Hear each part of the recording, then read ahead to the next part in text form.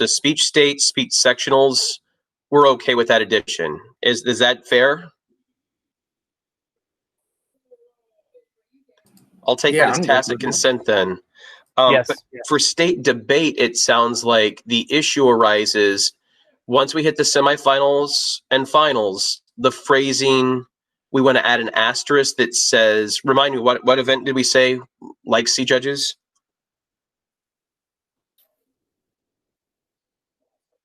Public forum and world school. Yeah. PF and, okay, thank you.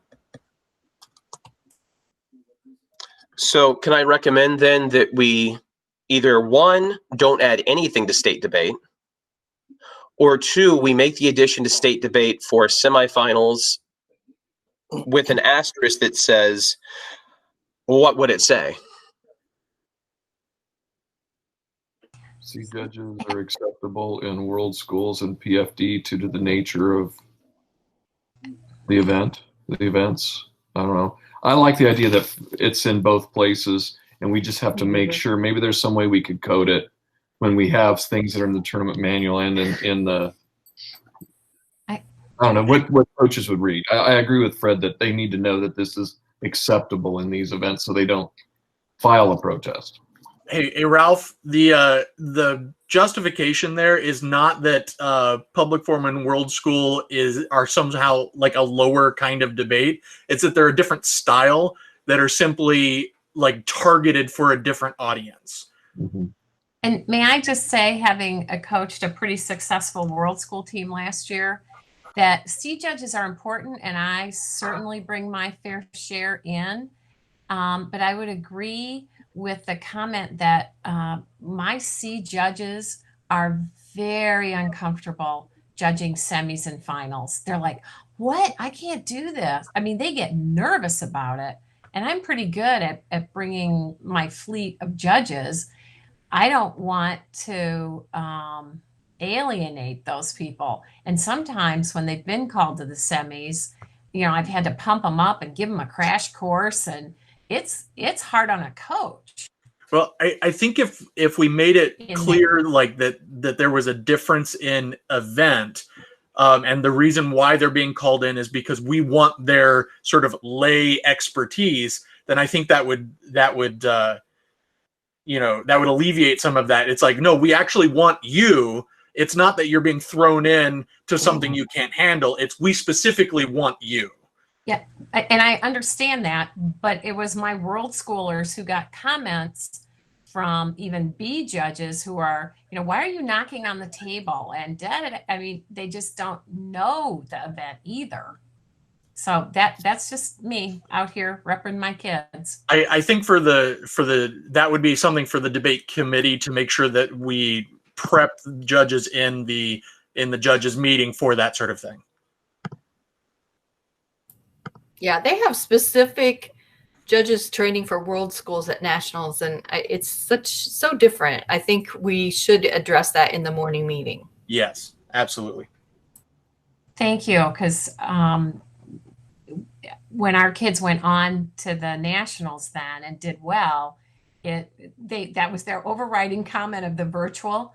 Well, we had judges who knew what they were doing. So the new addition then that I've made, and I'll show that to you guys here in just a second, is for semifinals and debate, if possible, avoid panels with C judges in all events except public forum and world schools. Are we comfortable with that?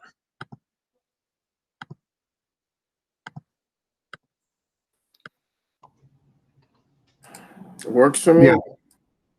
Yes, Chad, I am. Okay. I'm good as well. There's more to this, so certainly if you're comfortable with that, there's more to approve. And at this point, I'm going to bring up a PDF that I have of the updated version of judge types after the rules meeting. So there was a rules meeting yesterday, open to the body, whoever wanted to attend. And we've made a few changes to the judge types. I'm going to go one at a time, and I'd love to hear your thoughts afterwards. Can you guys see the proposed, not final descriptions? Yes, we can see it. Thank you, Linda. First off, what we've changed for a judge now is we continue to rely upon years of experience or tournaments that people have judged. Now, one thing that people mentioned, and I did not write this in here, I'm not sure if it needs to be added because it's interpretive. At the rules meeting yesterday, people asked, what about experience judging at the middle school level or the collegiate level? I'd like to think that's implied here. And again, I hate to be too verbose in the TM, but we could also add 4 years judging experience at any level or after tournaments as well. So that was something that was brought up. Also for A judges, there was some mention that assistant coaches, theater and or speech teachers should be given a little more credence as an A judge with this limited experience here. I'm going to let you guys read over this after I just make a few more comments.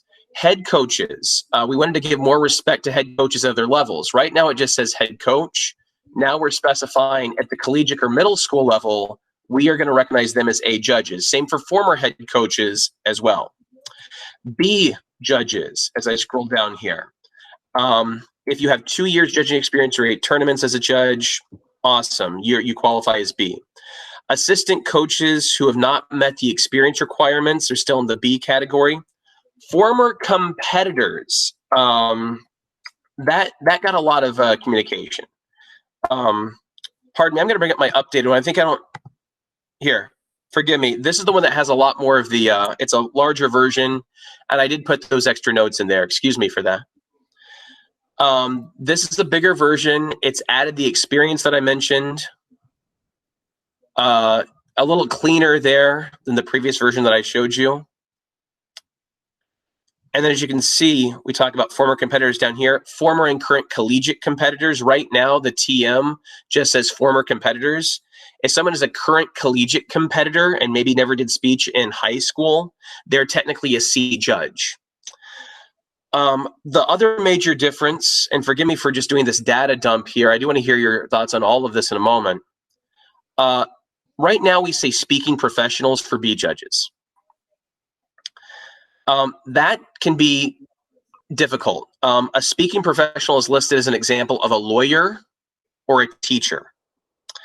What we're hoping to do now is that when someone does put a teacher in, they'll provide the content area for the teacher. And this, of course, for sectionals and state. This helps us to better understand if they're a B judge, we have a better idea of where to put them. If it's a social studies teacher, we're going to put that judge more likely into extemp or impromptu, or we can get the best possible panel of a judge. If that coach is listed as a theater or speech teacher, now the TM would recognize them as an A judge based on their experience in theater or speech. If they speaking professional, and we have a better idea, let's say that speaking professional is a poet. Well, now in the judging pools, that would say at least the judge committee for state debate, or if it's the sectional committee, it's sectionals, we can put them in a better event to better use them at tournaments. Finally, we're adding the language for C judges, all other trained judges. At this point, that sets the floor that a judge must at least be someone who is trained. It's just one word, but it does reinforce that C judges must still be trained judges. And I have talked enough. I am sorry. I am anxious. Rip this apart. Give me something to work with here.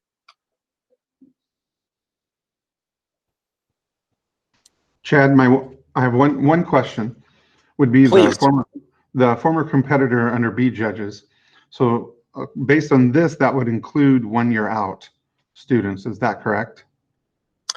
Yeah, we discussed this yesterday at the rules meeting with the body. They wanted them all over the place. Some said a former competitor should be an A judge, but the fear was possible bias. Even though the rules state they cannot judge competitors that were in their shared event, Yeah, okay. Kids compete in so many events sometimes, they're going to end up seeing someone they know or someone they've competed against in some capacity. Keeping them in the B range helps to avoid bias, and hopefully a former competitor, once they've put in some time, they'll move up to that A judge range. With a former competitor as well, do we want to put some type of how long they had to have been a competitor? Because, you know, I have several kids who've been to 2 tournaments as a competitor, and I actually do use them as judges because they're a couple years out now, but they were a competitor for 2 tournaments. And you know what I'm saying?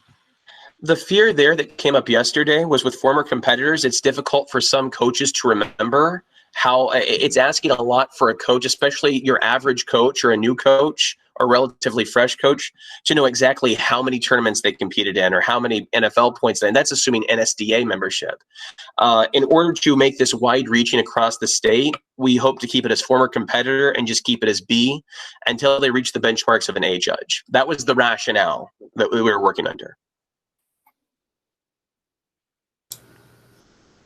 Chad, I would say it's important to make sure that we, wherever we can put the language of if possible, because, at some point in the process of impaneling, especially final rounds at speech state, we pull what I jokingly refer to as the Chris Step approach, where we go, you're breathing, you're judging, kind of thing. And so I want to make sure, I think that's it's going to be to a point where we may not have the time or the inclination to check people's credentials while we're, trying to find a Section 7 judge who's a B, who's from this school, or not from this school, So I think just saying if possible is going to be, that gives us a little bit of grace to do what we need to do. So, and that's why the lack of language was so important. Notice that we said, please provide experience description. We never specified that any judging committee has to put them in a certain spot. It would simply say they're a B judge. And if we did have that and had the time and inclination, we could better place them when necessary. But there's no rule. There's no pressure that we have to do that. It's just there if we decide to use it. I have a question real quick. When you're talking about, and this is an operational thing, when you're assigning judges, does that piece come up that describes their level? Or are you just looking at the, in SpeechWire, are you just looking at the round itself? Or are you guys going to the actual judge panel that gives the detail? I think it does give the detail, like where it says when people are blocked or unblocked or whatever it is. Maybe that's more of an operational thing to be discussed later if you choose to go that route, because I don't know how you would know if Judge D7 is a lawyer, besides it just being a B judge. So maybe if that information is included, and I mean, there are times that you can, through SpeechWire, add information about a judge, and it's just a matter of clicking on it and deciding to look at it if you have a chance. So again, it's just the rationale behind it is to give the judge committee the best possible information to work from. No, I don't. I understand that piece, Chad. That's not what I'm talking about. I'm talking about in practice with what Matt Rothrock is talking. What Matt mentioned is that this is more of, if operationally, maybe it's more of an operations discussion of what access does that judge committee have, so they're able to pull that information up when they're assigning the judges. Right. I can answer that. Okay. As the chair in the judge table for state speech, usually by the time we get to final round, the bigger constraints are areas of the state, because you're supposed to represent each area of the state. And so at that point, we are trying to pull as many A's as possible, represent all of the areas of the state as dictated. It is the details that coaches can enter about their judges are not on that judge assignment screen. Now, we can have it open to the side, and sometimes if it's an unfamiliar name, we can cross-reference, and we will cross-reference, but usually at that point, we are stuck with so many other constrictions on assignments that is not something that we have the luxury of checking on. And I think the rationale for the rules committee, at least, was not thinking solely of final round. I actually think final round might actually be the safest one because of the necessary A judges that have to be provided. What this allows for is better placement of judges in prelims, quarters, sems. This gives a chance to provide a better panel. And again, when you're a coach, better giving us access to what kind of judge we're really getting. Can I interrupt for a second? We are 25 minutes into our meeting, and we are still on number 2. So, Chad, what do you need from us? And is there anyone who has any input yet that hasn't already been said? It's unique input.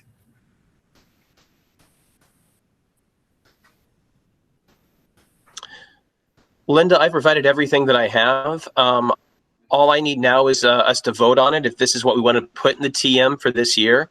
If not, we can put it back to the Rules Committee to continue to revise. But if we're okay with this, this can be the TM this week.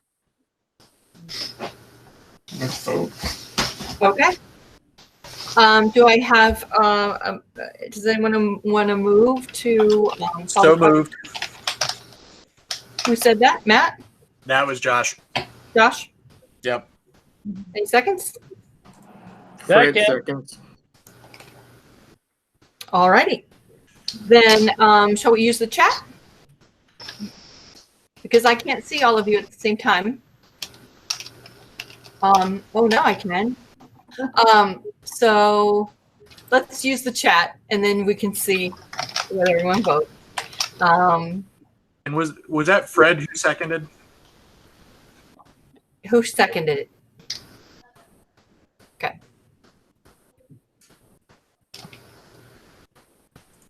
Ralph and I said it at the same time, so it can be attributed to anyone. Okay.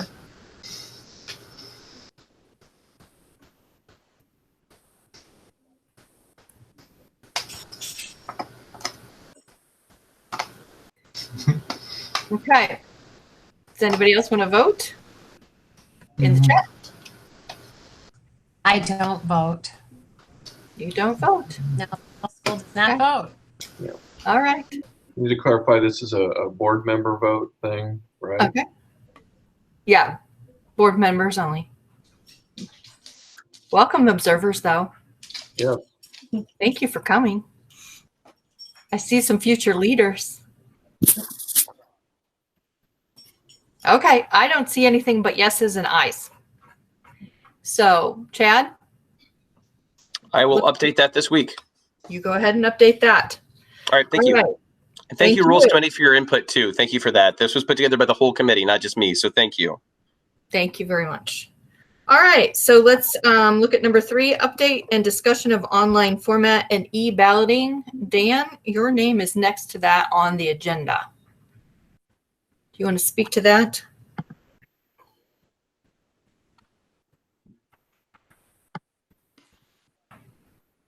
Dan Tyree?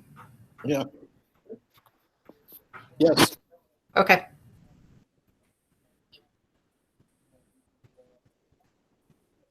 What do you want? Oh, number 3, Aaron has on the agenda that update and discussion of online format and e-balloting, and he has your name next to it. Okay. Online balloting, we did not get to for this meeting because Ben didn't want to meet with us. He was so busy. And he said that he would meet after this conference with us. So I will get a hold of him and we will go into that. Okay. The other one, what is it, Linda? It says online format. Yeah. Sarah, is Sarah there? Did that get sent out, Sarah? It's not there. Did you guys get a paper from Sarah that talked about the different kinds of online formats and at a time I listened to it, that he was only giving 4. He was giving Yachtly, he was giving the campus, he was giving 8x8, and I don't remember, Linda, you and I worked on that a little bit together. Yeah, I think he I think this I want a copy of his slides or a summary in notes from him when you talk to him. I think he's promised that both times that he's getting that put together. Yeah. But I have not seen, Sarah, have you seen any documents or slides or anything from Ben Stewart? So we have the video of his presentation today, which since that was very long, it's processing still. And then he did not send me his slides directly, though he might have sent them to Fred. I'm not sure. And in response to your I can request them.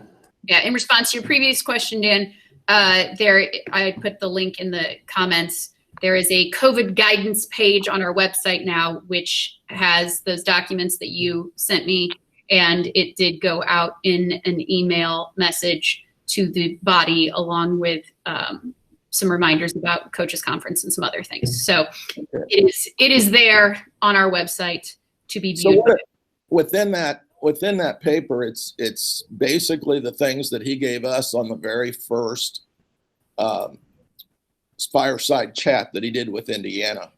Yeah. And I did notice today that he's got a lot more information so we'll probably have to take that paper and update it and go into more details.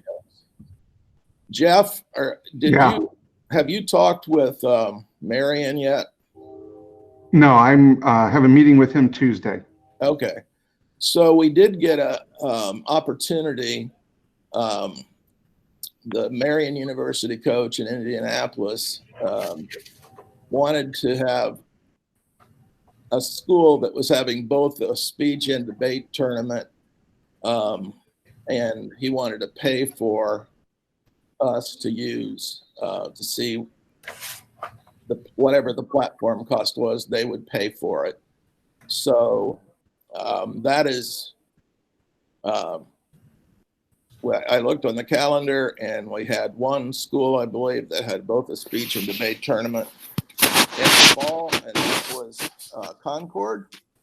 And so I suggested that one, and they're going to work on that. So we should get a good feeling of what these online platforms do. Okay. All right. Yeah. If I could just add, there are 3 or 4 new tournament calendar requests that have come in the last 24 hours. And so I will work to get those added Monday, but there are more tournaments that are starting to pop up as I think people started having conversations and are feeling more comfortable with how to make things run. Great. I got a hold of several coaches and asked them to get theirs on. They said they had it. So. Okay. Ralph, one quick question.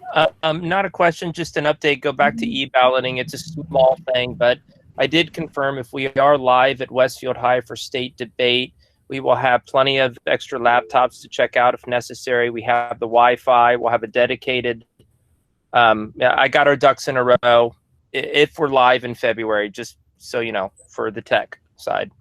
Thank you, Ralph. That's a good lead into our next item. Yes, Dave.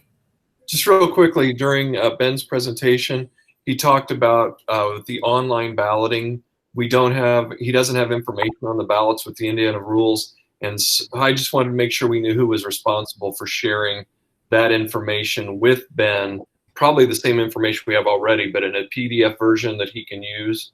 So I just wanted to know whose responsibility that was so we don't drop the ball on it. Mary, do you have that in PDF you could share with Ben? I think Mary shared it with me before. I do not have a PDF of that specifically. I have shared with him all the rules with the speech events previously, but I'm sure that Josh and I can work together to create a document that creates the rules that IHSFA has specifically. And not only that, once we have that and are approved by the board, then we can send it out to the board for approval rather than wait till the winter board meeting.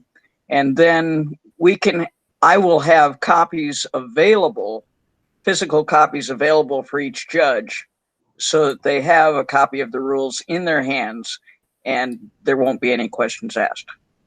Okay. If that's okay. That's super. That sounds like a good plan. Okay.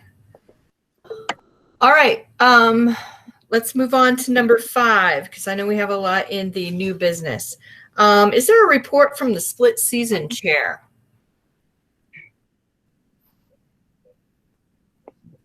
Who is the split? Is that Chris Lowry? Is that Chris? I believe he was going to check in on some things, but he's not with us today. So do we table it? Oh, okay. We'll let Dakota call. How about we go up to 6, Linda, and come back? 6? I moved to table that. Yeah. All right. A second to table that. Second, Matt Rothrock, Columbus East. Thank you. Because we have no 6, we're moving on to new business. Okay. All right. New business. The annual conference reflection. First, I'd like to take the time to formally thank Fred and Sarah for all of their hard work and their whole committee and everybody who presented.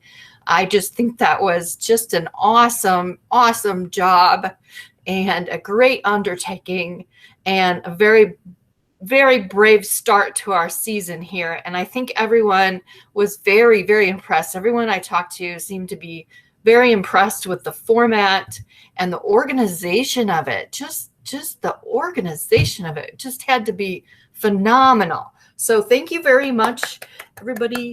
Virtual round of applause for all of And your speakers. Yay! Thank you.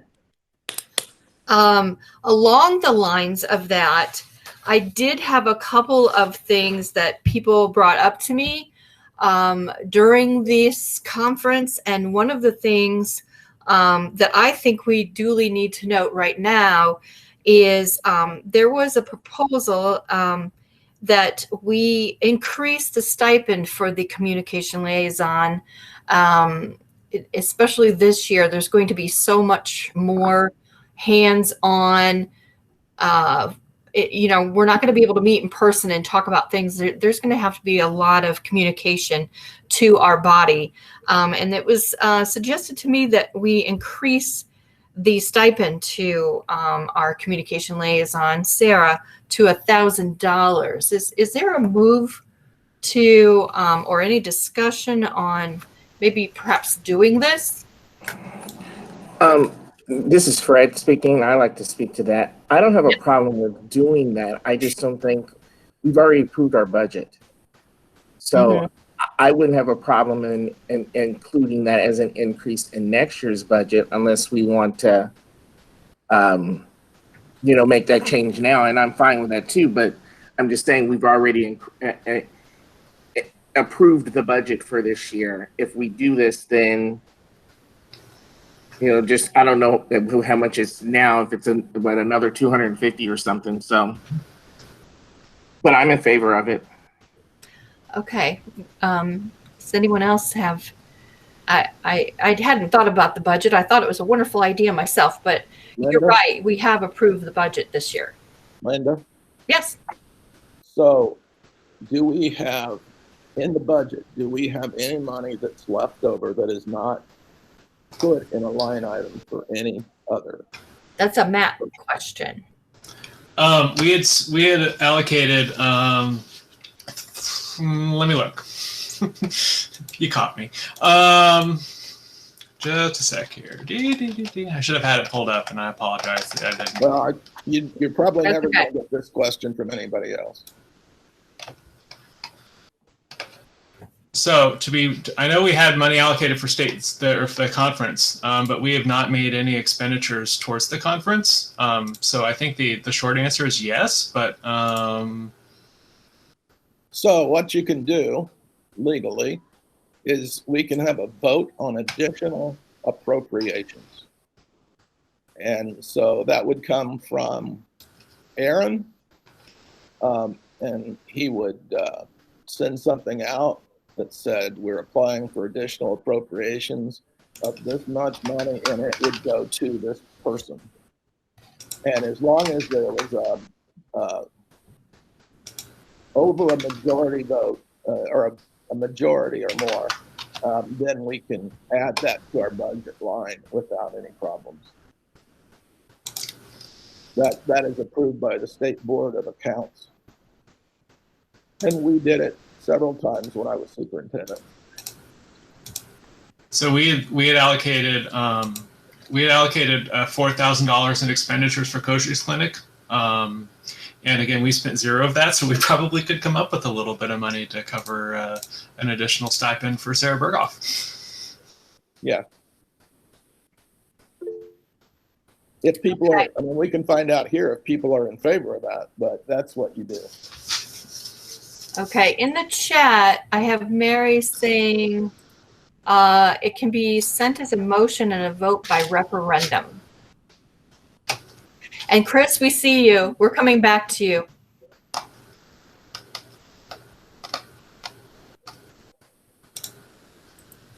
So, do we need a motion now, or I'm not sure how referendum works. You've caught me off guard here. I don't know. Point of information. What is the current stipend? What are we talking about adding to it to make it to that 1,000? You know, I just think I need some information to help me process, because I'm more than willing to do it, but we've got to keep an eye on the fact that we don't know what expenses we're going to incur this year, and I don't want to turn around and have to pile on expenses on entry fees because we've got to pay for a tournament platform or, you know, something like that. So I think we just need to, it would help to have information.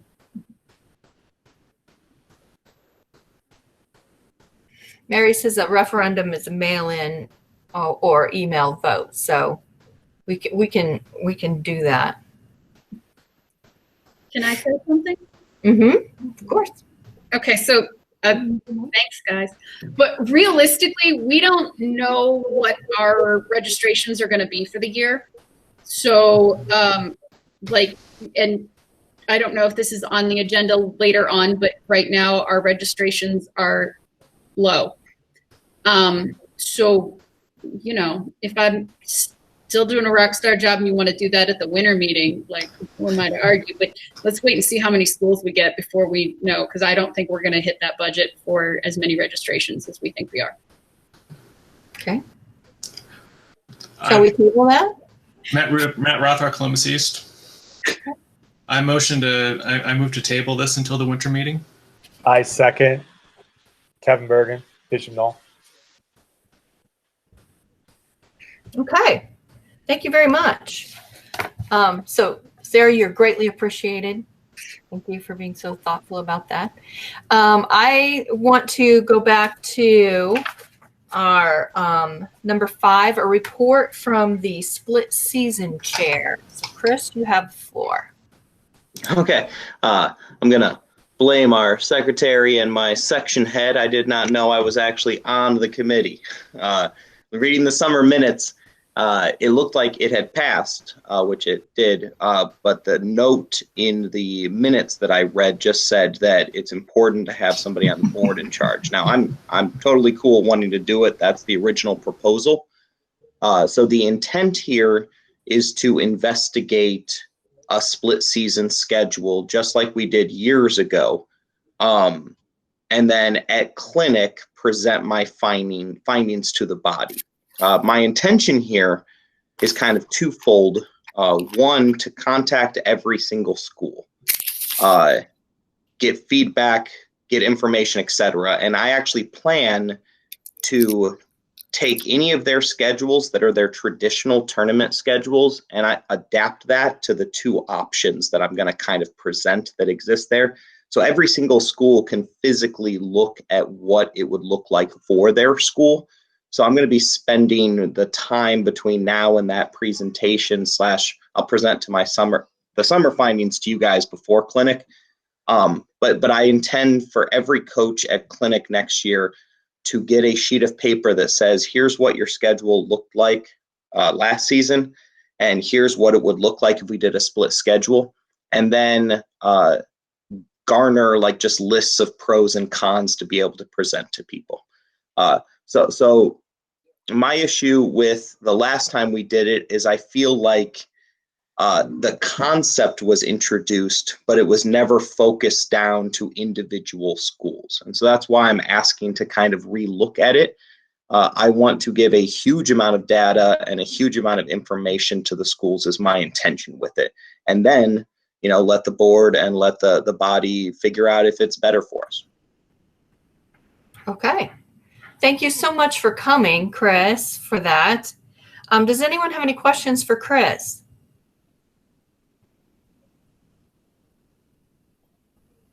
All right. All right, then, Chris, stick around if you want. Otherwise, thank you so much for answering our questions. Back to annual conference reflection.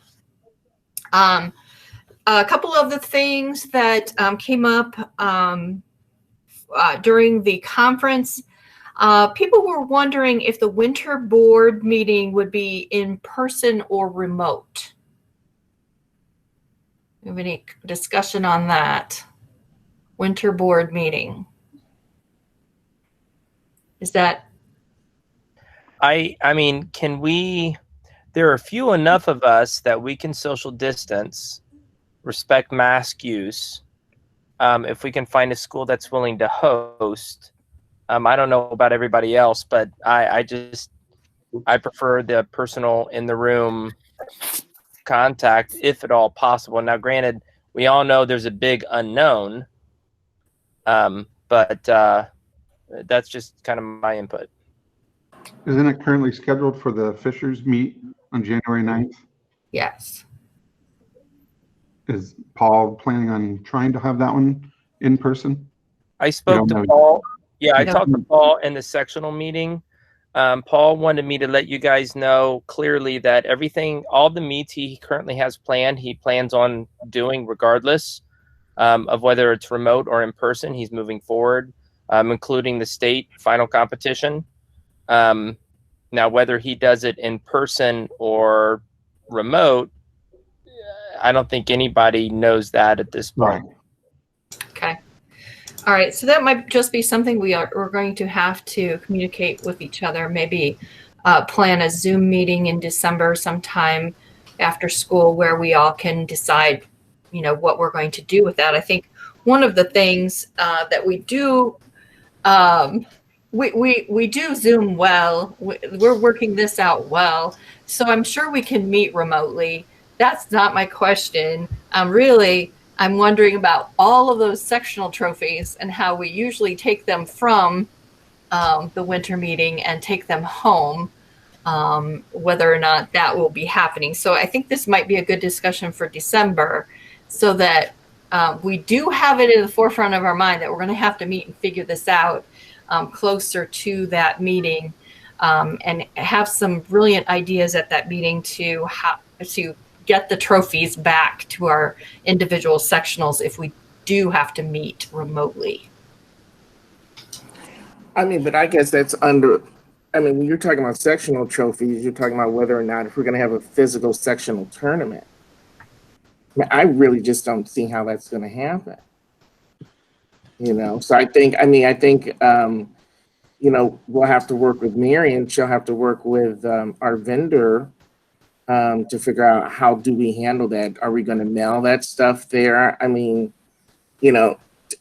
How are we going to get those trophies and any ribbons or anything to those schools? So I think, probably at the winter board meeting, we really need to decide, or if not even prior to that board meeting, are we going to do this virtually or are we going to attempt to do it in person? And then that's what we're doing across the board. Not we're going to do one in person, not we're going to do one virtual. No, we're going to do everything one way and then plan accordingly. Yeah, I totally agree with Fred. I think we do a disservice by kicking the can down the road. They're going to be virtual, right? Because even if you can find a school that'll let in person, there are going to be a lot of schools whose principals aren't going to let them participate in person. So we're doing virtual. So we should just embrace that this year and figure out a plan now that it's September instead of just hoping at the winter board meeting in January that maybe things will change. We were saying the same thing in March. Things will change. In July, things will change. They're not going to change. You can say I'm wrong, but we're virtual this year, right? We should just embrace it and figure it out. So I totally agree with what Fred's saying. when I interviewed the superintendent at the Hamilton Southeastern School Board, Alan Borough, he said that Fishers would do everything they can to make the state tournament a live tournament. And then he threw me a couple of ideas out that he was having. And he asked me not to share those ideas with everybody, so I will keep to his word. But believe me that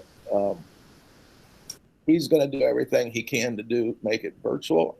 I kind of hate to see us, or not virtual, face to face. So I kind of hate to say what we're going to do here, and then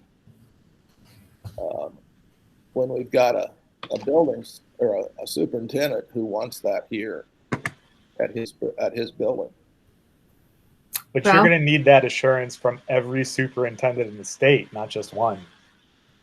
Correct. That we're allowed to 100%. participate. Are you not allowed to go to tournaments? I am not. At least this semester, I was specifically told I am not allowed to go to any in-person tournaments. Full stop.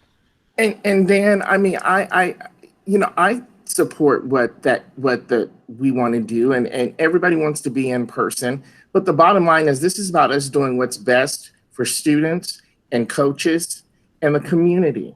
And we don't know where this country's going to be at with this. And so we have got to make a decision as soon as we can based off of what we have at hand and move forward.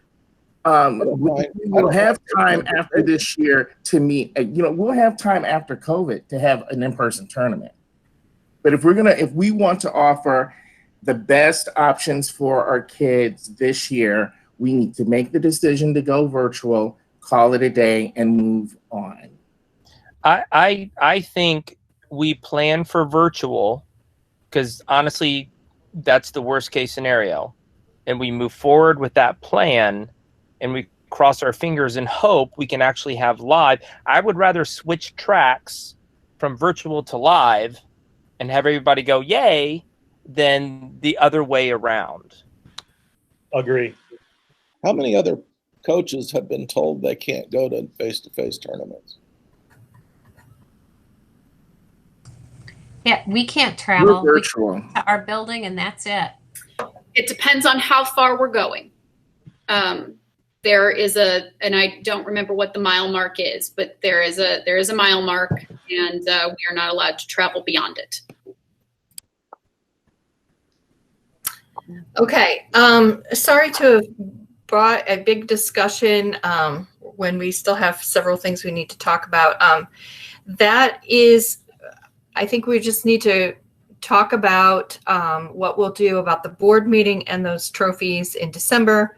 I think we should plan on the virtual tournaments as long as there is no other plans to have I just don't see how it would be fair for schools who aren't allowed to attend in that case. So I'm not sure if spinning our wheels here today is going to accomplish very much until we get more information. Could I make a motion that we go ahead and accept a virtual winter board meeting, and that we will in December figure out how to do the trophies as a separate issue? Yes. There's a motion. I can second that. Thank you.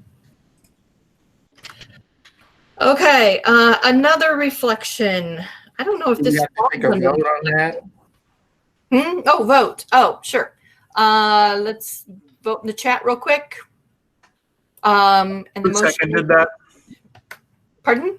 Who seconded that? Chad. I did. Okay, Chad. thank you.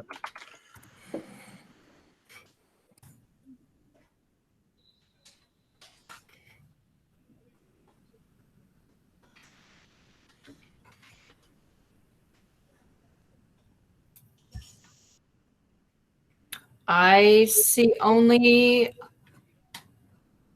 ayes and yeses. Okay, we're going to table that until we can talk in December and figure that out, and we're going to plan on a virtual meeting. Let's see. one reflection was should the state debate tournament be declared remote before the winter meeting? And I think we pretty much said that in our discussion. Yeah, I would also motion to decide the state debate tournament will be virtual. Do I have a motion? Or was that a motion from you? That was a motion from me. Okay. Sarah seconded it.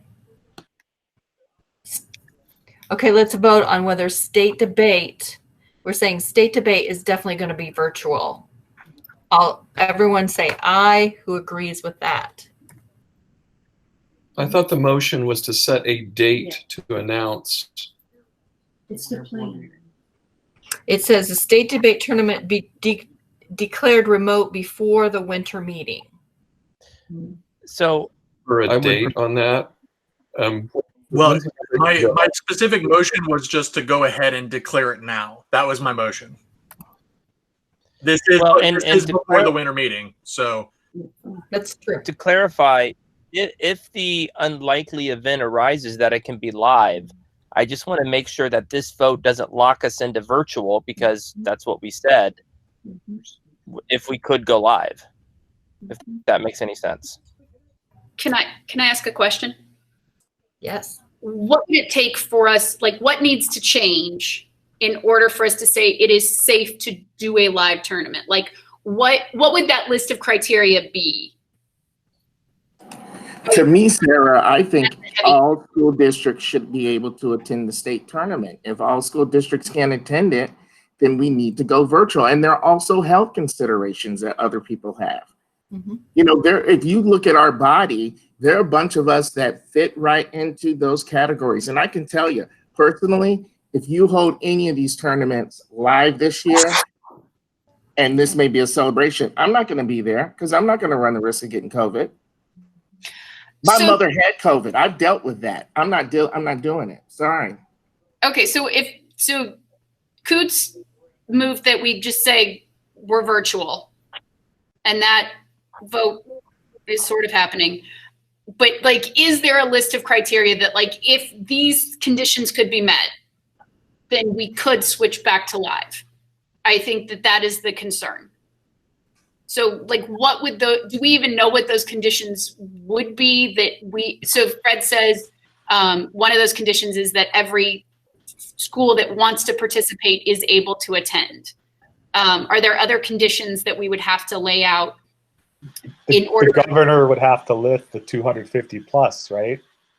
Okay, yeah. So so then the governor would have to lift 250 plus. Every school who wishes to attend would be able, or would have administrative permission to do it. Is there like a third condition that would be? People should have proof of vaccination, perhaps. Okay, so. Ooh. I mean, you don't want to do it's, wow. it's like, who wants to risk it? So wait a minute. And So if we have a list of these are the conditions that have to be met in order to say, all right, we are comfortable going live. Otherwise, we will be virtual. So for this, can we make a statement that at this point, the state debate will be virtual? The winter meeting could change it, but at this point, it will be virtual. And then at the winter meeting, we can bring this discussion back up. And depending upon conditions, we can discuss, we're virtual, no question. Or we could go live, but these are the variables. In other words, do we really have to lock ourselves in right now? Or can we say to our membership, plan on virtual, but the winter meeting could change track depending upon what's going on? Well, from a procedural standpoint, the board can make the decision now, and then the board can make a different decision at the winter meeting. Like, it's not constitutional. We're just saying this is our decision. We could change that decision at the next meeting, but we don't. That doesn't have to be in the motion because we're not locking it into a constitution. Okay, thanks for that clarification, Josh. That's just what I wanted to make sure that. Yeah. Okay. Thanks, Josh. And I don't know if this would be a different motion or amendment to that motion, can we have I'd be willing to volunteer to actually maybe between now and the winter meeting, actually think about and put a concrete list of those things, those criteria. So the winter meeting, we could say, our committee said these are the 5 things, and it's pretty easy. It's either met or not, then it makes the decision easy. So we're not talking for 4 hours. Yeah, I think that would probably fall under the purview of whatever that online committee, ad hoc committee was. Okay. And so they should work with Dan and whatever legal necessities are there. Sure. Okay. We'll add you to that committee, Kevin. Thank you. That's a great idea. You got that, Dan? I do. Kevin's on our committee now. Okay. Okay. So, was there a second for my motion? Yes, Sarah seconded it. Sarah did? Okay. All right. This is another, I don't know if this is where it fits, but it came up at the annual conference. We do have to vote on that, though. Oh, let's vote. Okay. I always forget to vote. Okay. Vote.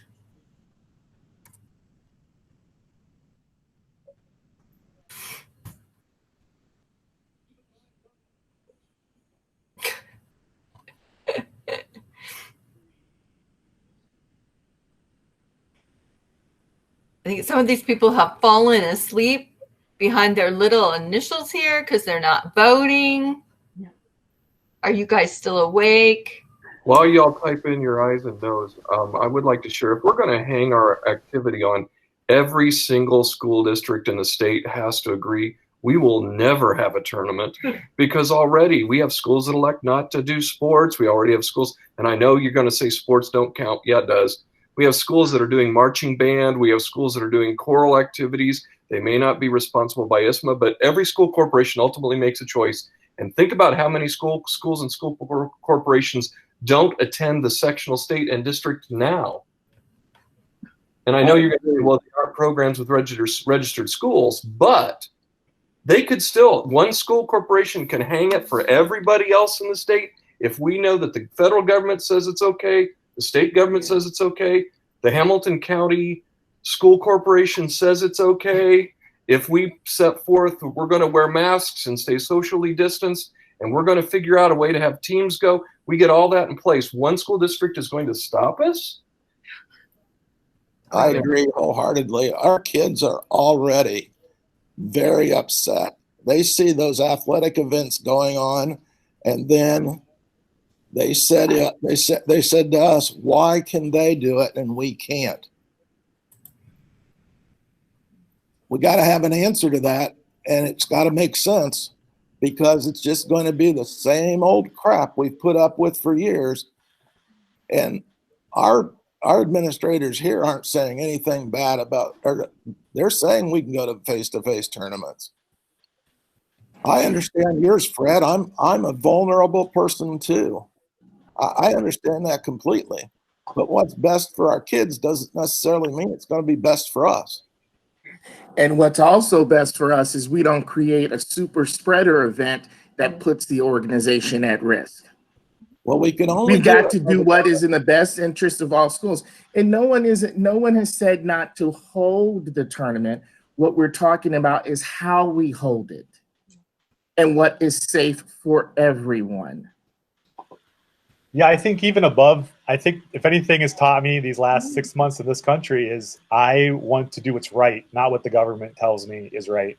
And I think right is to do the smart thing, which is not put vulnerable people at risk. And I will stand with exactly what Fred has been saying. We have a blessing that we're able to do our activity virtually. Is it as good as in person? Absolutely not.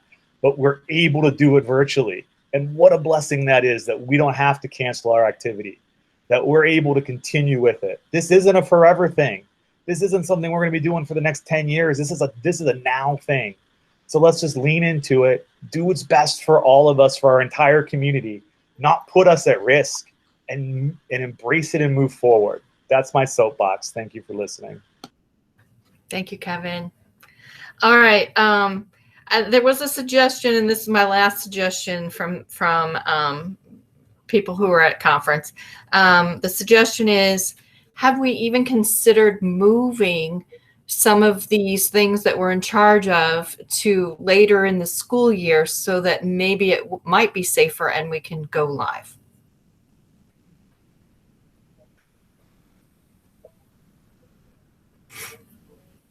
What does that mean? Perhaps state debate moves to February, sectionals move to the first part of March, state moves to April. I think I'm just giving you a reflection that I got, and you know, I'm not. I think if we were to do that now, we might end up losing a lot of competitors because they would be involved in spring sports and then unable to work with us. Because I know a lot of our kids, you know, they do what they can to be part of speech and debate during the season. They put off other things, and then after we're done, they go and play a spring sport. And we're going to force them to choose if we move the season on them. If I can get on that too, I mean, I heard the same thing from individuals about making both state debate and state speech later in the season.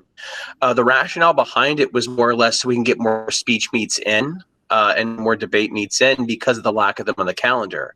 Because after today, we're getting more on the calendar, I don't think we need to make those arrangements now. I think we need to keep as many things the same as we can because everything else is changing.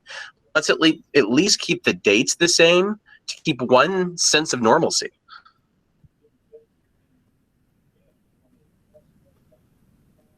Does anyone else want to discuss that, or shall we move on to the next?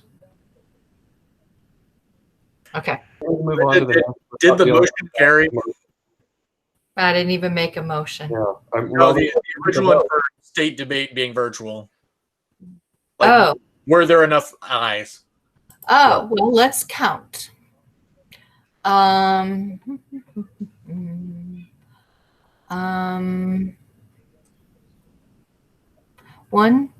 2, 3, 4, 5, 6, 7, 8.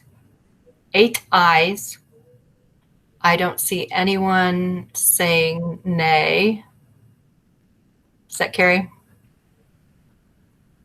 Oh, 12 ayes. Mary counted 12. Maybe she went up higher than I did. Okay.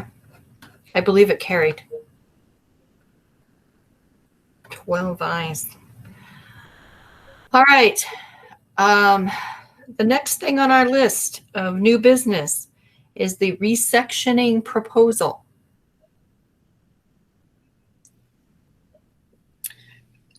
So that was fun yesterday.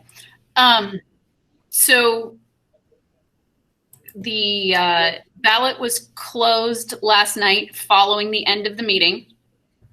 And with, let's see, 36 schools, the initiative to remove the language from the Constitution that dictates number of sections passes 20-16. And the create the alternate pathway to competition, the academy plan fails by a lot. So that's 30 or 1 to 35 there. Okay. Mary double checked my math. So with that, we are going to move forward with the resectioning plan. Of course, the tournament manual does state that tweaks can be made as school registrations come in. And again, looking at the current registration sheet, we have 31 registered schools right now. Now we picked up 4 new ones this week. So as people were getting ready for clinic and things like that, we did get, one of those is a middle school. Okay, we got 3 new ones this week. And so I think that we do need to prepare for registrations to be low this year because people are unable to travel to compete and therefore are going to save money and not register. Okay, I have a couple of things. Dave is wondering about how we have more votes than registered schools, and Fred has a motion. So to the answer of how we have more votes than registered schools, the practice is to send it out to all schools registered in the previous year, in addition to any news programs that have added in this year. Okay, and Fred?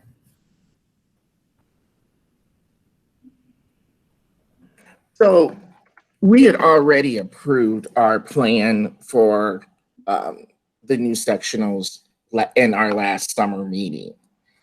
That was already approved. So basically what this motion is for us to review the sectional makeup for only the 2021 season after the December 1st date. And the December 1st date is the registration date in which all schools have to be registered, or they're not, or they're penalized. I think December 1st is the best date to go with, because actually the last date of the penalty is January 1st, 2021, or January 11th, 2021, and I think that's too far out. So I think come December 1st, we look at the number of registrations. Sarah reconvenes the committee that originally did the original plan, and then we review and resection or realign our sectionals based off of that data only. So only the schools we have registered now, and then that will be the sectional alignment that we will present to the board for approval.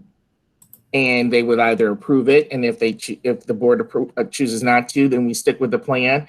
But in the 2021-2022 season, we will go back to the plan that we've already approved. Fred has his proposal in the chat room if you want to review that proposal. Can I add something? Mm-hmm. I realize that this is a gloom and doom perspective, but I do think we need to look at, like, how many schools is too few to run sectionals. So, and I think that Fred's proposal would give us the opportunity to address that.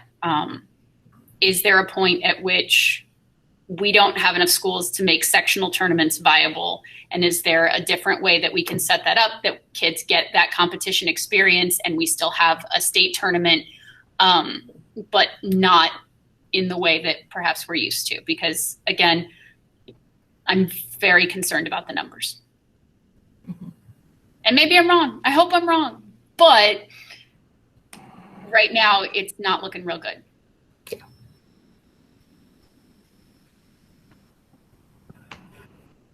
Sarah, question on there. Are we more concerned about the number of schools, the number of entries, or both? I'm just curious what would warrant the change, the lack of schools, or the lack of, what we'd assume be the numbers? Schools right now. Okay. So, as I said, we're at 31 registered schools, and a good chunk of those are people who are in this meeting right now. And that's, it's going to make it difficult if we don't get a higher number. So I don't know what that threshold would be, and I don't know what an alternative plan would be, but I think that that's something that we need to start thinking about. And then once that December 1st cutoff comes, take a look at what's doable for this year. With that vote that took place, I think everything now is in the hands of the committee, and we could end up with a state tournament that everybody can enter their team that they want. They're limited to 20 entries or 30 entries. We could redo the number of rounds. We could do how many advanced. I don't think there's a single thing that anybody could say is not legal for this situation coming this year, because now everything is in our hands. as Ralph just said, I think we need to be flexible and provide competition opportunities for students.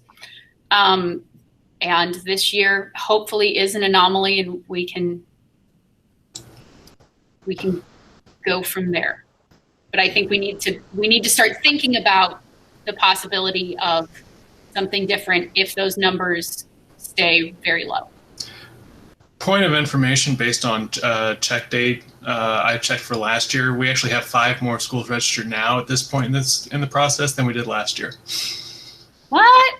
No, I looked at that the other day. It was. I'm just looking at checks. I'm just looking when we got checks. I would say we're down by 20 compared to registrations last year. Fascinating. At this time, like in terms of just filling out the form. Okay. Yeah, but in terms of checks, we're yeah. So the people who consistently pay continue to consistently pay. Yeah. Yeah. Yeah. I haven't paid yet. Mm-hmm. Neither have I. Well, as far as that goes, like, because clinic was virtual and like all of this is obviously wonky, why don't we put off like the idea that we're going to be so terribly off until we get more data here? So how about all the sectional reps go and talk to their sectionals, you know, and see if they can get them at least to fill out the form to get registered, and we have a better idea moving forward of where our numbers are going to be. Josh, that's why I said the December 1st date, because Right. that is the date in which everybody has to have deadlines. I mean, have it registered. So once we get that data, then the committee can look at redoing or realigning the sectional structure according to that data itself, this year's data only, and not looking at historical, but just this year's data. Here are the number of schools we have registered this year. This year, this is what we think the sectional should look like. Right, but what I'm saying is, like, we can't actually do any of that work if we're going to say December 1st until December 1st, and then the resectioning committee has to do all of that work after December 1st. So we don't have to make any decision now at all if we can't even start work until then. Right. Well, I think you should start work before then, obviously. We are still early in the season. There usually are no tournaments until the last weekend in September. So traditionally, we're still talking early. I would recommend that, of course, the sectional representatives survey the schools that were in their sections last year to find out what their opportunities are, and perhaps how big of a sectional entry they anticipate, even if it's especially if it's going to be virtual. So there you go. That's my recommendation. Mary, so you get the data you want. Do you want to create a standard form for all sectionals to use instead of us, haphazardly doing what we think you want, and then we distribute ours, and then you don't have what you need? I think that's a great idea. Okay. I mean, we could make suggestions to you if we think of things to add to, but I think if you get the standard information you want, that will help you the most. I would appreciate suggestions. Thank you very much, Dave. Okay, I'm kind of confused. What is Mary, what are you going to use the data for? I think what we're going to use the data for is to determine if a team is actually going to consider competing in sectionals and how big their team entry might be, just so that we know, so that the sectional committee knows where to put those schools in their sectionals. But the sectional committee is not making that determination. It's Sarah's committee. That committee is the one that's going to be doing the work. So I don't quite understand what you're talking about. I'm sorry. That's what I meant. Sarah's committee that is chairing the sectional redistribution. Okay, thank you. Okay, Thank you, Fred. Appreciate your question.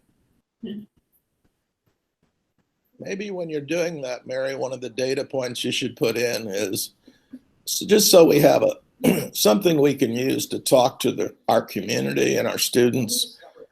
Would you prefer to have sectional and state if at face-to-face or virtual? And you got to put something in there about if the governor's order allows us to have a face-to-face, what would you prefer to have? That way all of us can say, look, we've got these schools that have said they can't travel, they can't compete. It would give us a little more ammunition when talking to our supporters. Absolutely, Dan. Would you send me that in an email so that I can condense it? I will. You didn't like the way I worded it right then? Well, you know, I'm not that fast a typist anymore. I never did impromptu. I didn't do any events. I played basketball. I only did impromptu when I was demonstrating it in competitive speech class.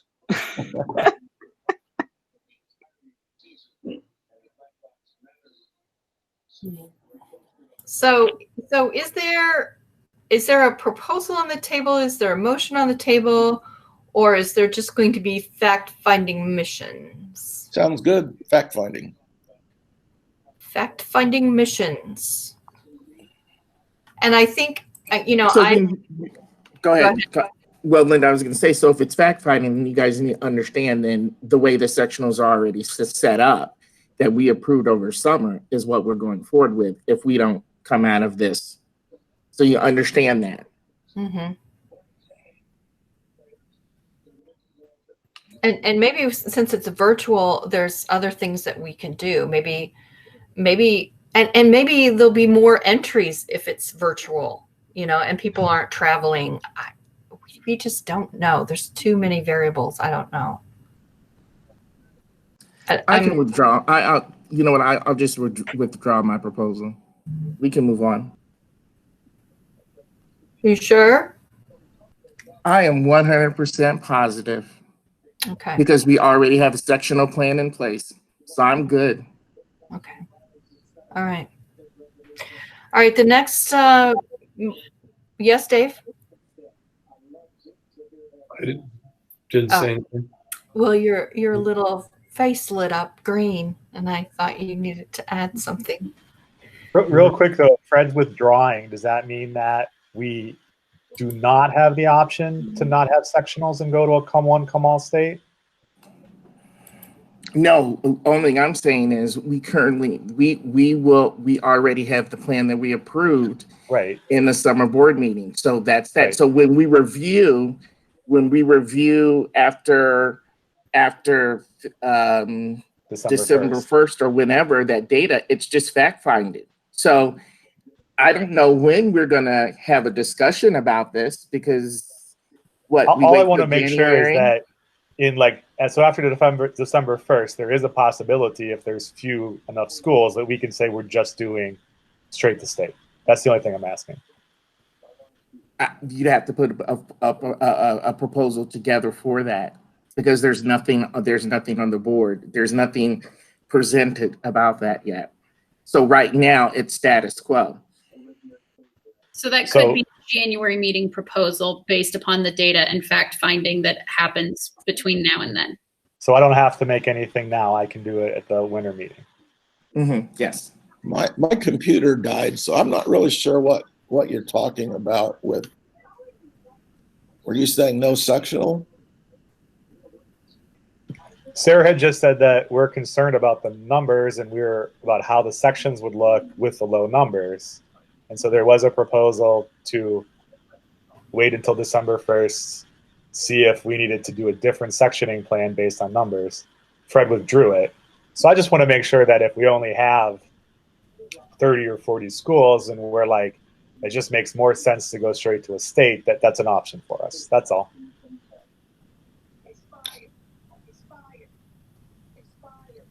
Okay.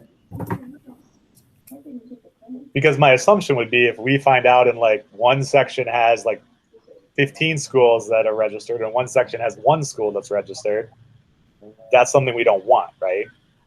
Which is exactly why I thought resectioning should have happened at the December meeting. Okay.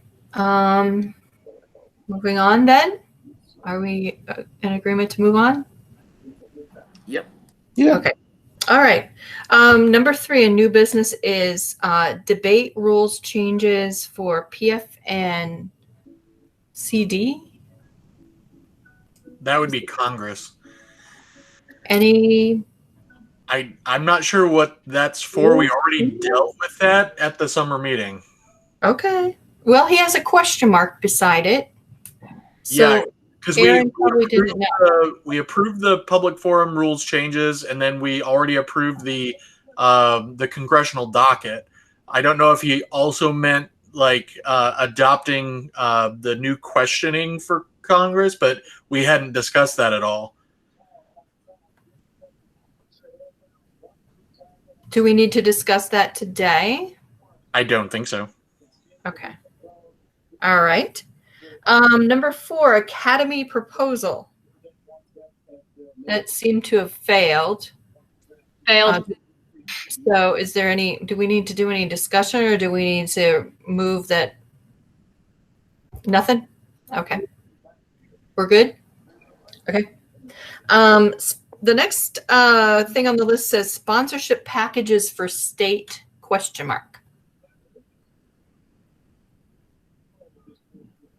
Anybody know what that's about? Is there a committee about sponsorship packages for state? I may be wrong, but I think Aaron mentioned that if we put together, it was like Aaron and Sam previously, if we put together like packages like NSDA does to see if there are sponsorship levels and what they would get and how much it would cost to get sponsors for our, at least our state speech and state debate tournaments. And I think the question mark may mean we probably need to move forward on this now instead of waiting till January so that the information could be sent to Marion College, Ball State University, anybody, especially in the state that might have speech and debate teams, or any corporations, businesses that might be willing to sponsor us. Right. Previously, we offered them table space where they could talk to students at any of the state tournaments. But obviously, if we're going virtual, then we need to approach a different venue. So we could certainly advertise through banners on our website. We could make information available to students, coaches through our website based on the donation. But generally, the donation was $50 for a day, a table at a tournament. We could do the same thing if we wanted to, and I would let Sarah decide on this, but like NSDA does the different levels and how much, what the size of their ad is on the website, that would be one. We could have event sponsorships at the state debate, or even a tournament sponsorship if we wanted to, for state debate and state speech. But I think the idea was to formalize everything so we could advertise it and then implement it. Sarah, what do you think about using our website? Do we want to keep it simple this year, or do you think it's possible that we could use that to our advantage? We can offer banner ads, or, I mean, now that our website is actually searchable. And it's a great website anyway. now that that's a thing, I've had an increase in web traffic. So yes, if somebody wanted to approach them for that, and they, I mean, I'm not itching to design anything, but if they have something done that they want to add in, we absolutely can do that.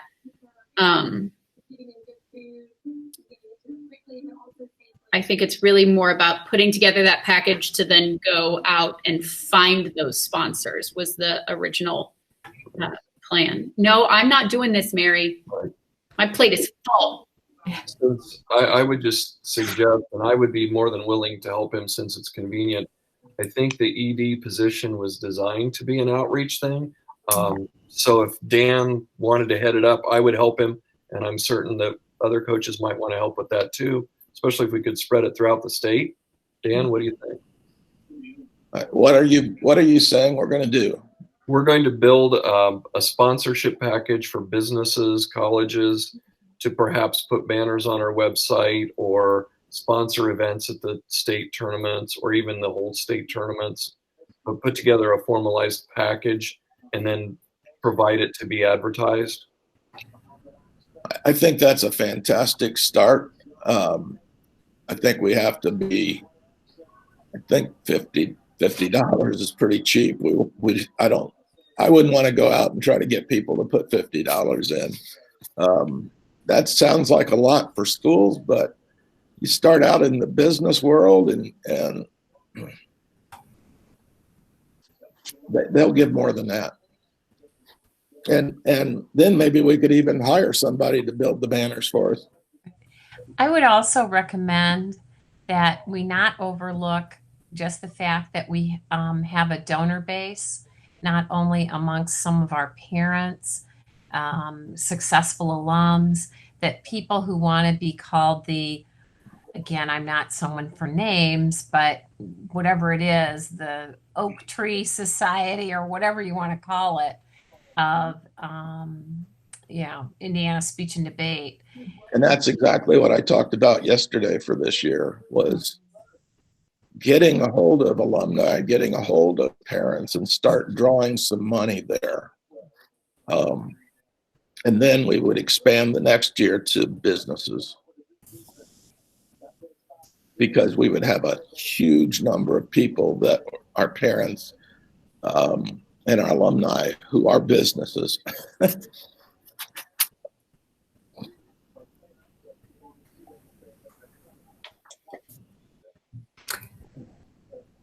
So I don't think we need to have a motion or anything to start looking for sponsorships or asking around. You and Dan are putting the package together?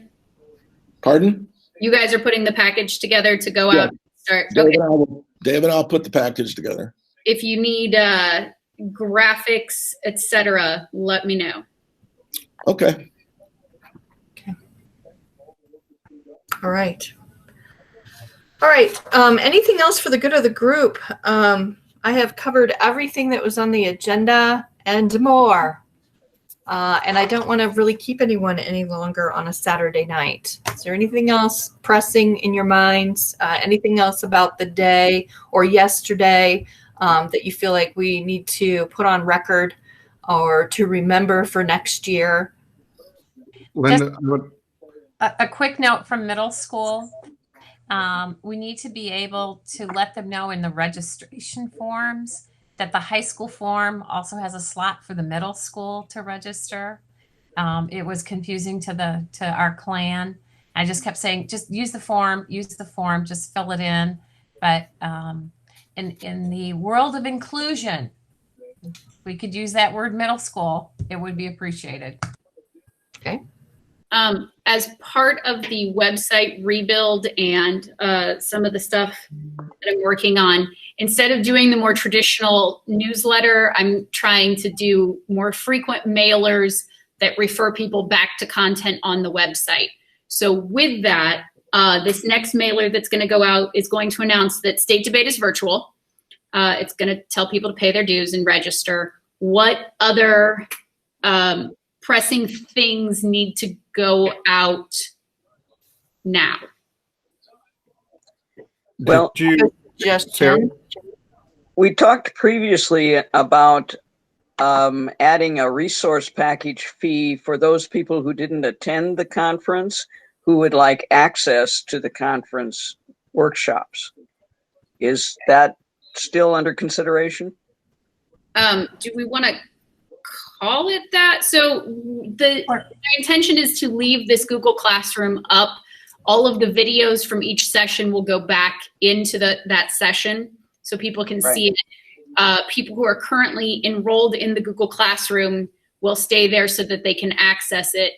I don't know, do we want to call it a resource package and have a link out to it within the site? Or just sort of let it. What about having that be the reason to join our organization? That's a perk with membership, that you can get access to some of these things. Yeah, that maybe could be like a confirmation. We are confirming that we have received your application to be registered with the IHSFA, and we have your check. Congratulations. Thank you for joining us. Here is a link to our resources page.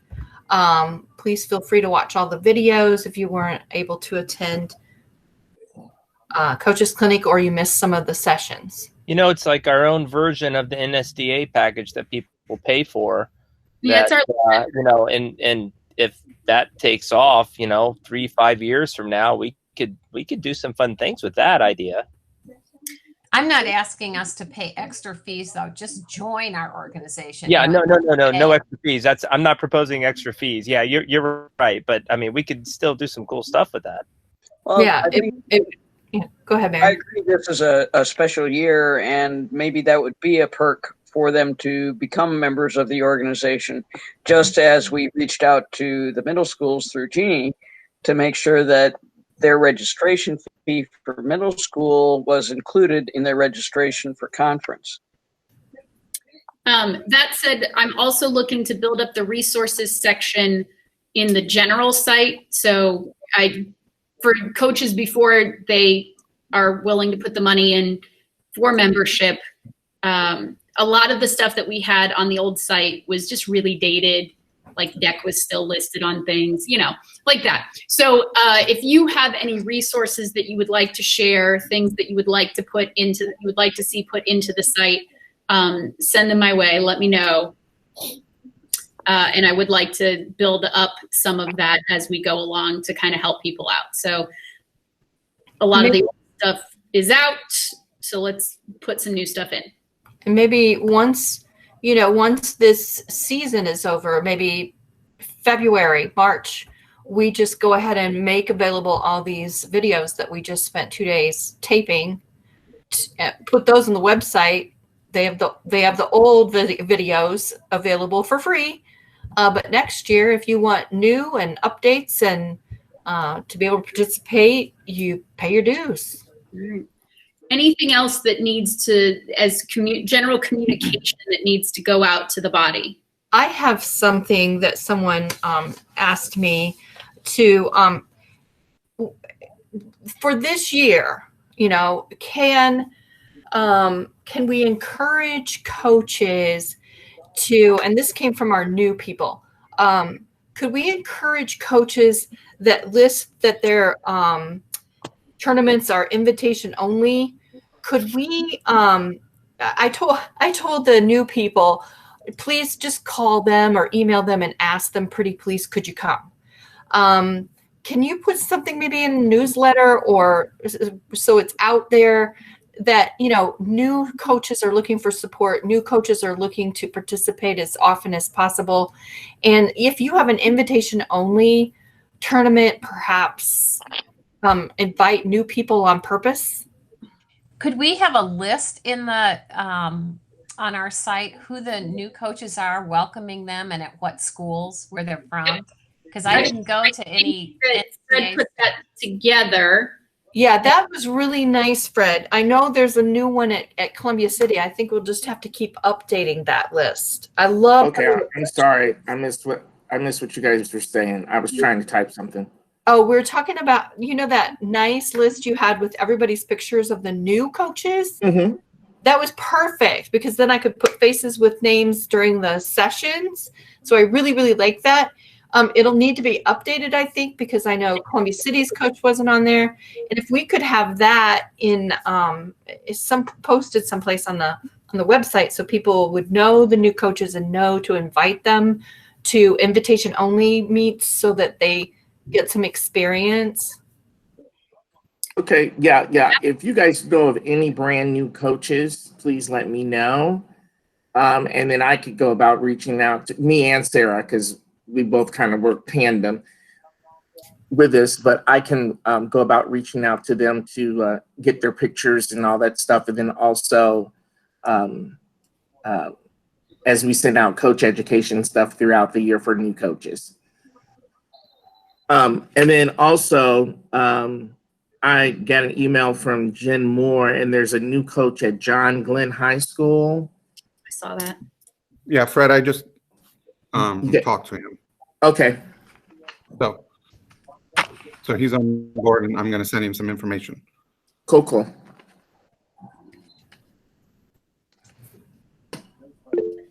All right. If there are other things that need to go out to the body, let me know. I'm going to try and keep the website going, update information, and then just be quicker on stuff. That's the plan. Quicker on stuff. So as a separate issue, because we passed the resectioning plan, doesn't that create a situation where we now have a sectional representative without a section, and what do we do with that? They become at large. Did we pass that? I believe that was the language. And which sectional becomes the at large? I'll rock, paper, scissors in for it.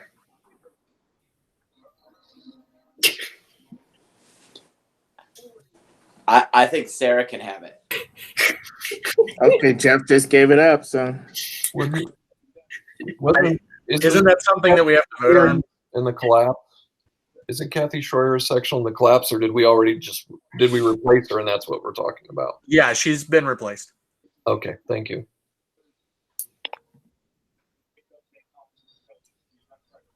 So I think somebody has to make a motion, don't they, to like make somebody an at-large? I move that we make Sarah Berghoff the new section. Is it 6 or 5, Sarah? What are you becoming now? I kind of like JD's idea to give them emotions instead of numbers, but Are you section 6? we're section chartreuse. And is section 8 now section 7? Yes. Yes. Section 6 representative, and Jeff Arvin becomes an at-large member.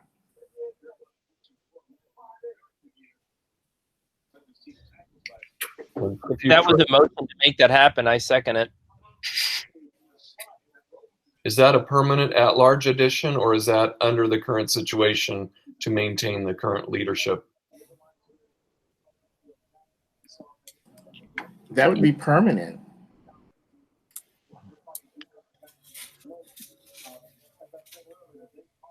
That's what I'm asking. Does the Constitution say we have so many at-large people?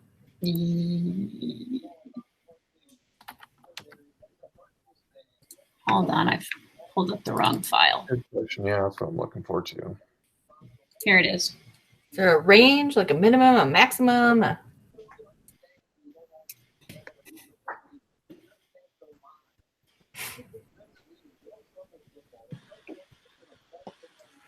Yeah, Mary, because the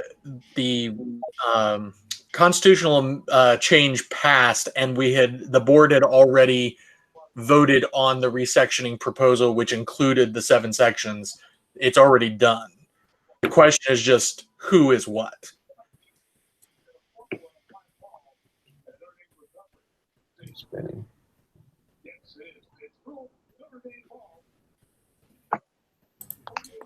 All right, so I just put a link in of what the changes, the proposed changes were that were voted on yesterday.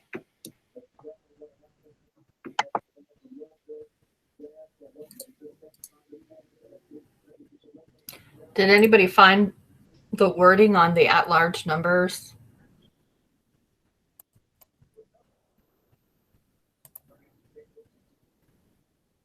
Yeah, so what Sarah just sent out, it says the board is 20 members.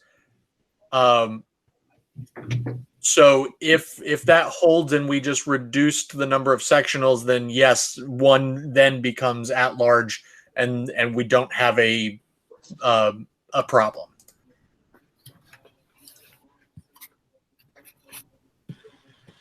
But for the future, we're going to have to adjust the language in the Constitution because this particular plan went down to 7. But in theory, we just said no 8 sectionals, meaning that if the IHSFA grows to 200 schools and we have 20 sectionals, then it doesn't make sense to have only 20 board members, right? Well, that would be an issue if we got that big. But like for the moment, if we went back to 8 sectionals, we would just take one of the at large and make them a sectional rep, and so we're still at 20.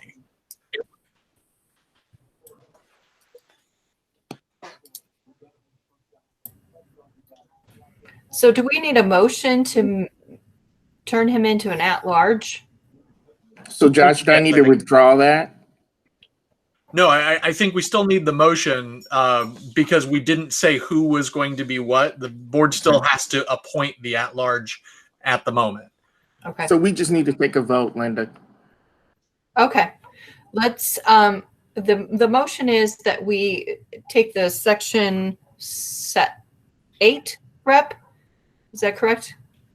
No, the motion is, I made the motion, Linda. The motion is Sarah Berghoff remains the section 6 chair, and Jeff Arvin becomes an at-large board member. Okay. And that was seconded by?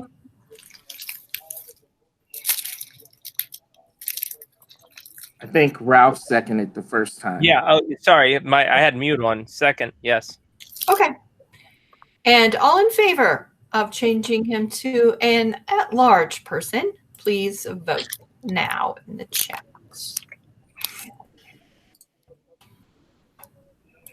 But the constitutional language will need to be changed to show that there are now 6 at-large and not 5, because the Constitution specifically states 5 at-large and then 1 representative for each of the 8 sectionals. Oh, that's what I was asking earlier. If there was, yeah, I just pulled it up. Said that there were a specific number. The number 20 is there, you know, and then so I mean with the passage of it yesterday by the body, it just needs to be make sure that whoever's in charge of updating that language needs to update the language to equal what was passed.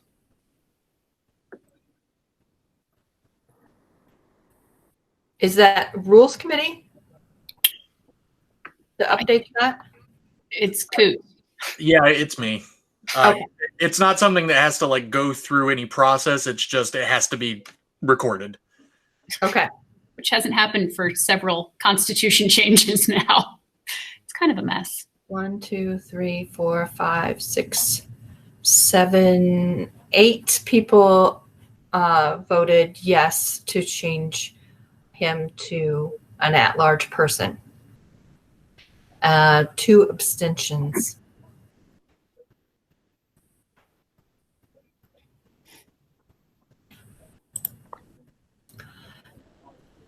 Does that carry? 1, 2, 3, 4, 5, 6, 7. It would be 8 would be a majority, correct? 8. Mm-hmm. Yeah, because we have people here who can't vote. Right. You have 13 voting members. 2, 3, 4, 5, 6, 7, 8. Is that what you count, Mary?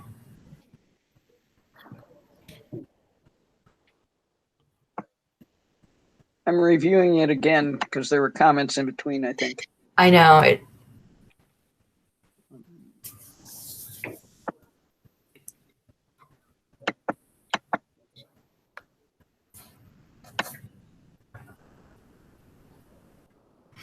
I counted 8.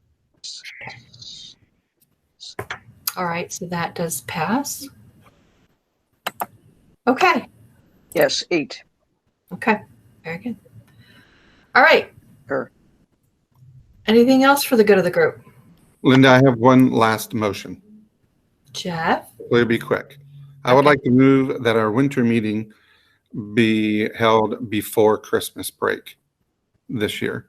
If we're going to make some of the decisions that we've been talking about that we need to make, I feel like we want to make those decisions before everyone leaves at the end of first semester or Christmas break, as opposed to, 2.5 weeks before our state tournaments begin.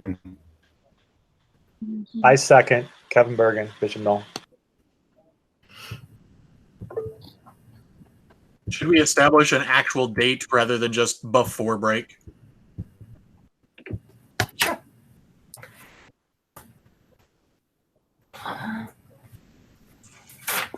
One we have to do first, wouldn't it? But before Christmas. Before Christmas, let's see, we've got, I know, let's see. And do you guys want to do this like on a Saturday, or can we do this in an evening? I would prefer Saturday. Okay, I'm going to amend my motion to say we hold our winter meeting on Saturday, December 19th. Saturday, December 19th, the weekend before Christmas. And school is out for Correct. most of us. Yeah. We're getting ready for fun. Yeah. I second. You second, the 19th.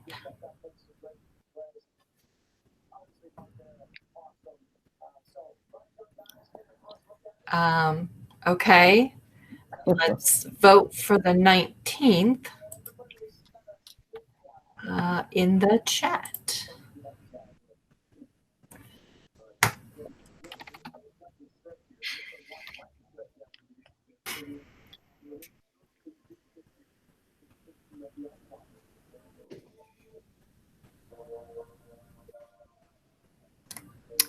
Okay. 1, 2, 3, 4, 5, 6, 7, 7. Yeah, I'm with you, Dave. Finals weekend right before Christmas. That's a huge ask. Now, Mary says constitutional changes require a majority of the entire body. What is that in reference to, Mary? My question was in regards to the vote we just took on the nature of the new board being a 7-6 division. Yes. And That would Okay. be the makeup of the board. I thought it was a third vote of the body, but I'll trust Mary on the majority vote of the body. Okay, so that's not in reference to when we're going to have winter meeting. We were still dealing I was with confused. December 5th. December 5th. Okay, now the proposal is December 5th. Any seconds to that? I can go with that. Okay, I'm let's. open to the friendly amendment. Okay. All right, let's vote on December 5th. My only question would be, would we have the information about school by then? The deadline is the 1st. Okay. All right. That's all I need to know. Can you quickly process that? Yes? Yeah. Well, the time it takes to process it is when the check arrives. Technically, we've been accepting schools as paying on time if their posted date was December 1st. So by December 5th, it may or may not have arrived. Hopefully, yes. Yeah. Are they able to pay the registration fee via PayPal as well? That would be a Because question for Matt. If we make that available for them, we can get it. You can have the money in there sooner. Yeah, they could pay it on. I mean, they could definitely pay it on PayPal. We would just have to somehow find a way to share the link with them. It's the same link that we used for the for the coaches conference registration. So we would just use the same link for that. So Can do. however, the fee that we would incur would be more because the amount of money would be more. So we wouldn't get the full 115. And right now we're still getting the regular fee because I'm still fighting with them about whether or not we're nonprofit or not. And I swear I'm still fighting with AI and not an actual person. So Hang in there. Okay, so let me go back up to the top here. Okay, so where our votes for the 5th started after Kevin's. Who made the motion for December 5th? Me. Sarah? Okay, thank you. Sarah. Okay, so it starts with my vote of yes at 5:56. 1, 2, 3, 4, 5, 6, 7, 8, 9.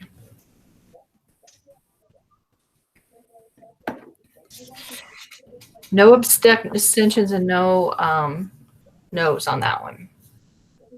So are we all down for December 5th? Is this in addition to the regular winter meeting or replacing it? Replacing it, moving it. Yeah, Okay. the motion was to move it. Yeah. Got it. It was a cut and paste, not a copy paste. Doing it now. Should I put that in my calendar in ink then? Yes, it passed. Okay. And you're now all invited. Thank you. And it's not going to be snowed out because it's going to be virtual. Correct. Okay. All right. Anything else for the good of the group?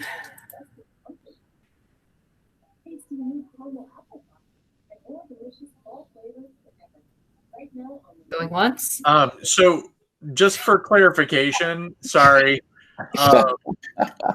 The question got brought up about the constitutional language. I don't think we've settled that. So we voted on the at-large thing. Then Dave brought up whether that was even like what we voted on, was it constitutional or not?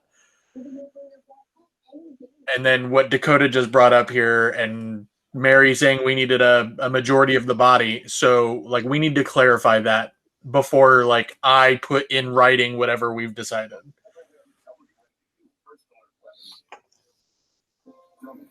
So Dave, do you want to explain what you were having a problem with?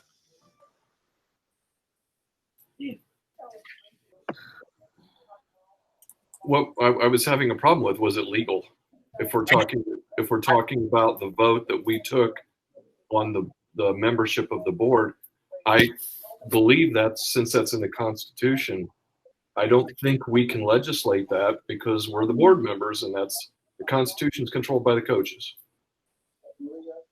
I keep harping on it, I know, but I just think that there are some things that coaches have a responsibility and need a voice. That's to represent them, but we've had some policies clearly that the Constitution is one of them, where the coaches control the Constitution. And that's what my question was to Mary, is I wanted to make sure we followed procedure in doing it right. Right. And like I'm not disagreeing, I just wanted clarification. Yeah, I just think that has to be sent referendum or something. Well, unfortunately, it wasn't brought up at coaches' clinics, so that the coaches who were attending the board or the business meeting knew that this was a possibility.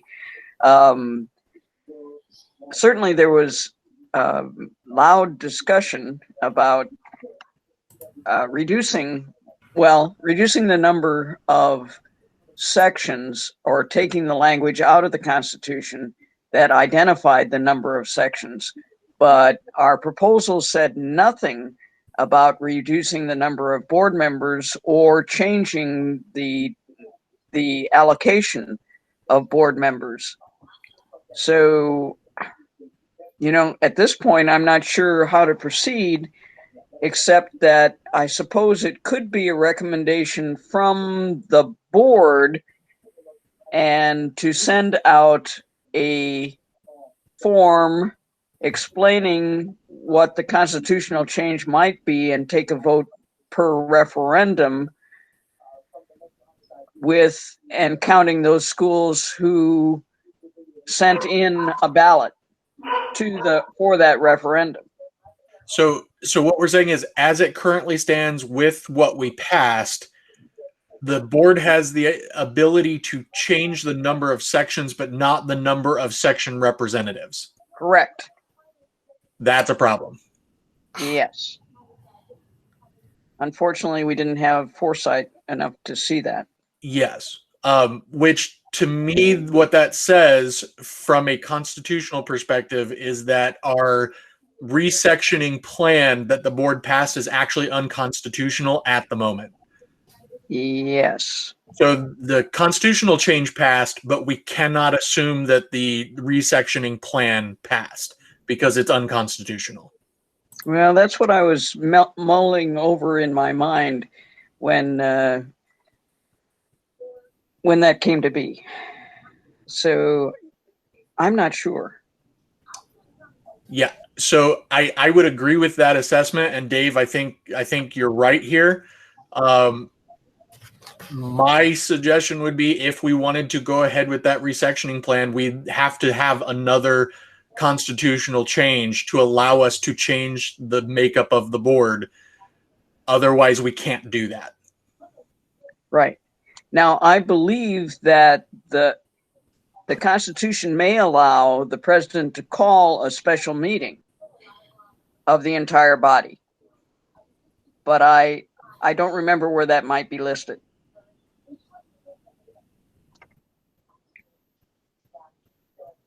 We have held referendums before for things like this.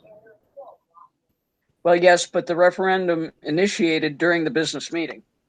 Yeah, that's probably right.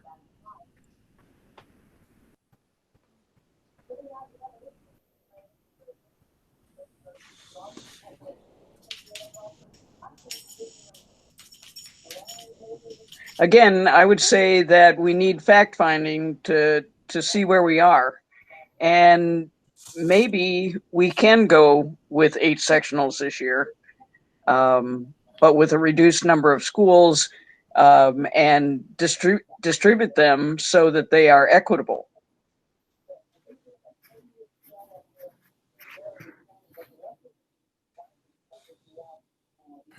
That would only work if it's virtual. Right. Well, since we were planning on that sort of fact finding anyway, that sounds like it's a doable plan.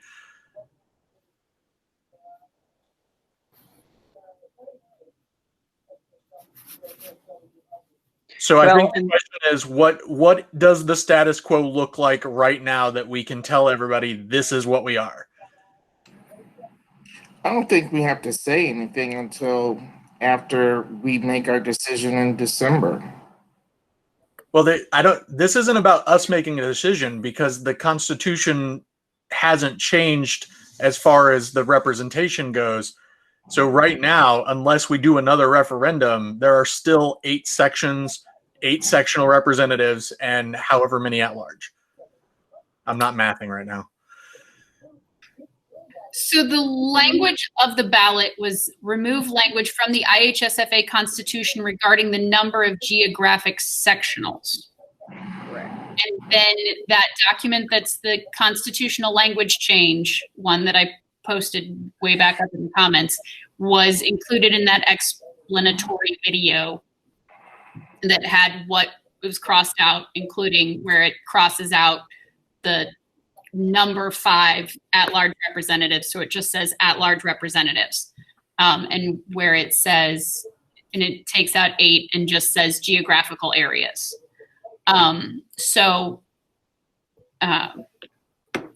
Like that was what was included in that ballot that went out to the body. Yeah, Right. so that didn't include the language about representation. No. And what that ballot allowed you to do is to change the number of geographical representations but it doesn't have to occur this year.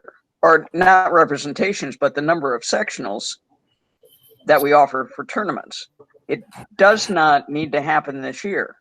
And if we go with virtual tournaments for sectionals, then we still have the ability to reallocate the schools per section and where they're going.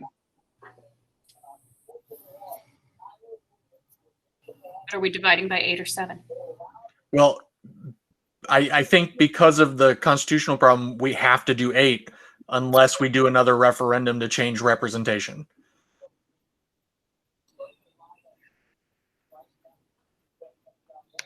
Unless you have seven sectionals with 8 representatives and one of the representatives doesn't represent a real place. Because that's what the Constitution says right now. I'll totally represent someplace fictional.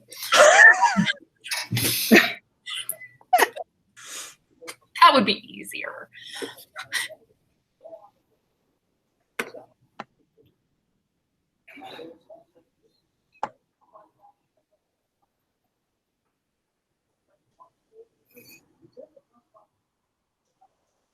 So are we proposing that we do a referendum with the wording that we are proposing to change one of our 8 sectional representatives into an at-large position?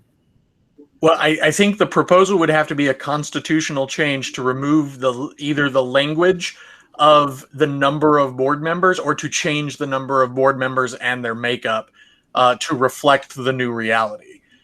Because if the number of sections isn't determined by the Constitution now, then it doesn't make sense for the Constitution to dictate the number of section representatives.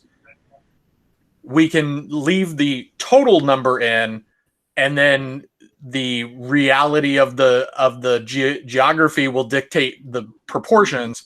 But as it is currently, without that constitutional change, I don't think we can change the status quo of 8 sectionals. Well, no, because as you see, the election cycle indicates who is elected when. Mm-hmm. So that would also have to change. Right. So I think either we have to do a referendum or we just accept that, yes, Dave, I'm asking that both be in line. So I think either we have to say we need a referendum to fix that, or we just accept this year that we retain status quo.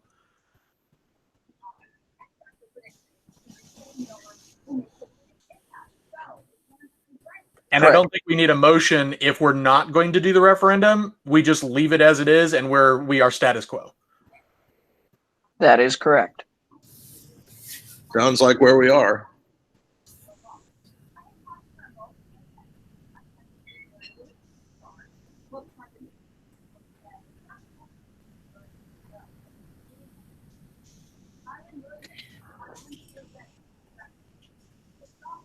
Well, sounds like there's no motion, so I think we're status quo.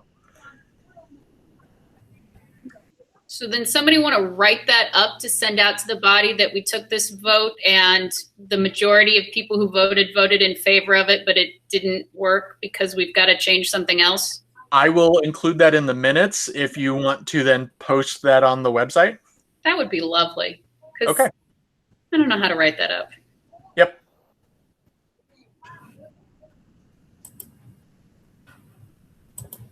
Anybody want a motion to adjourn? I'll motion to adjourn. Thank you. Second, Matt Rothbard, Columbus East High School. All in favor say aye. Aye. Aye. Aye. All right. Thank you very much for your service. I think that Aaron owes you, Linda. That's all right. All right. Have a good weekend. What's left of it, everyone. Thank you, Linda. Good school. Stay healthy and safe, everybody.